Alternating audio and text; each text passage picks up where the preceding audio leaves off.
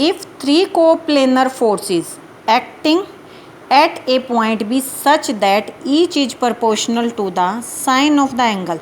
मतलब कन्वर्स का क्या मतलब है कि हमारा क्या है, जो हमारी साइड है वो ये चीज़ जो हमने लामिन थ्योरम में प्रूफ की थी, ये अब हमें स्टार्ट लेके चलनी है। मतलब हमें क्या कह रखा है कि फोर्स जो है वो प्रोपोर्शनल है हमारे साइन एंगल के साथ में, अपोजिट साइड्स जो बना रही हैं उसके साथ में। ठीक है, अब ये स्टार्ट करना है और प्रूव हमें क्या करना है, लास्ट में ये प्रूव करना है। ओके तो अब इसने कहा थ्री कोप्लेनर फोर्सेस हमने ले ली लास्ट फिगर्स की तरह, पी के आर पॉइंट ओ पे लाइक एक्ट कर रहे हैं along O L, O M और ओ एन रिस्पेक्टिवली। अब हम ट्रायंगल ड्रॉ करते हैं पैरेलल, इन लाइंस के पैरेलल में, फोर्सेस के पैरेलल डायरेक्शंस में पी क्यू आर के। तो एंगल हमने बना लिए थे, एंगल हो गए M O N, alpha, beta and gamma. Same figure बनेगा।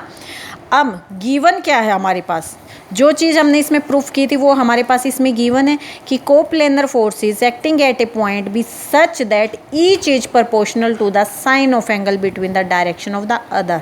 तो हमें क्या शो करना है कि फोर्स क्या है, इक्विलिब्रियम में है।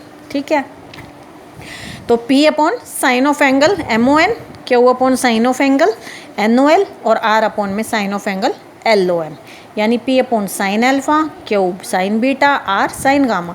अब हम साइन अल्फ़ा को sine of pi minus alpha लिख सकते हैं, बीटा को पाई माइनस बीटा साइन के साथ, और गामा हमारा sine of pi minus gamma.